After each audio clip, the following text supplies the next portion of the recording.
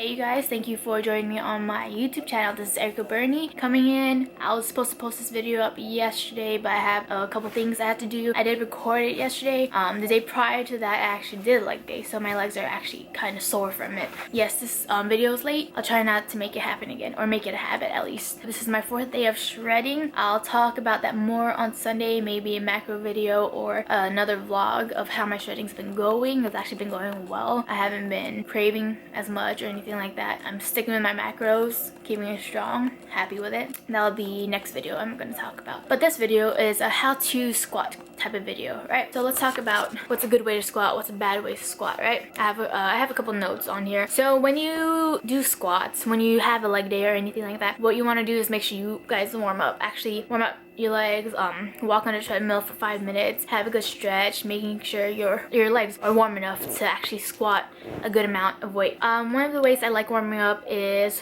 warming up without a bar, just squatting, making sure I have a good stance. If you guys have a mirror, sometimes having a mirror helps you to know you're going parallel or below parallel of where your stance is supposed to be. Pretend as if you had weight on your back when you're performing that warm-up squat. Make sure you push with your heels, make sure you actually have that good, actually getting ready to actually push up some weight, you know. So next clip is me squatting with a bar. So I added only 25 on each side.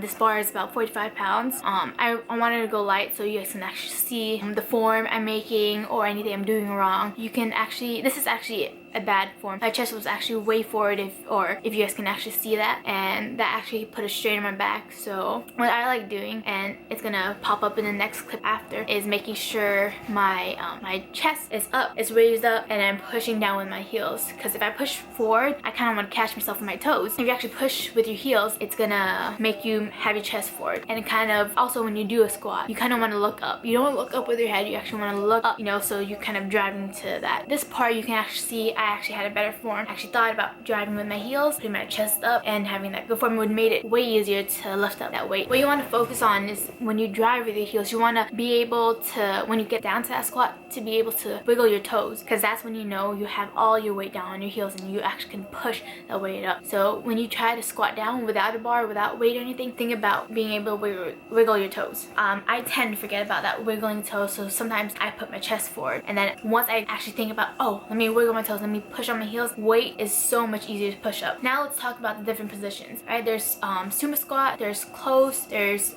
closer with train track. So the sumo squat, as you guys can see here, it's actually easier type of squat, at least for me. Get down, make sure your feet are wider than shoulder width apart, and my toes are pointed out. And then here is a closer, toes pointed out still. The other one is closer but train tracks, where your feet are actually straight, you know, not pointed out, they're actually straight ahead. My favorite stance is somewhat shoulder width apart, and my toes are pointed out.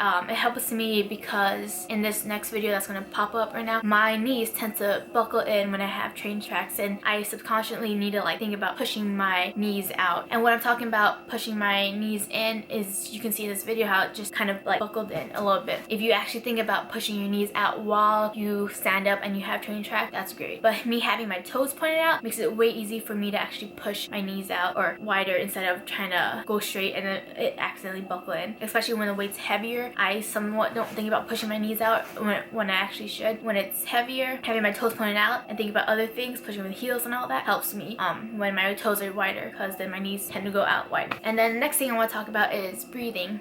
As you guys can see, I have a belt on, and that helps me with my breathing, you could say. So when I breathe out, I can feel it push on that belt, you know, and that helps me know that I'm actually breathing correctly, because that's not the only reason why I use the belt. I use the belt because it helps my back, it helps me use more weight, carry more weight, or make sure I don't really hurt my back in some way. Having that belt also, it's great because I can push out, and I know I'm pushing out and breathing with my stomach, and I don't know, it just gives me that little push. When I talk about breathing, you don't want to hold your breath. You know, you'll feel lightheaded. At least what I like doing, and there'll probably be a video of it, is I breathe, take a full breath in, and then I squat, and then when I need that little push, I breathe out. You need to make sure you breathe because your muscles need oxygen. So don't think, oh, if I hold my breath, then I can push this much reps or get heavier or all that. No, your muscle needs oxygen. So make sure you guys breathe when you exercise or when you guys squat. And then this last clip, again, what I told you guys earlier is I had leg day the day prior to recording this video, but I wanted to put a plate on. That means it's 135, and I just wanted to squat that just for fun. I am again 5'2", 126 pounds, 125 pounds right now. I've been actually getting better with my squats. Have a goal, and eventually you'll get to that goal. And it takes time. It takes time to actually build your squat. You actually want to work for it. I hope you guys enjoy it.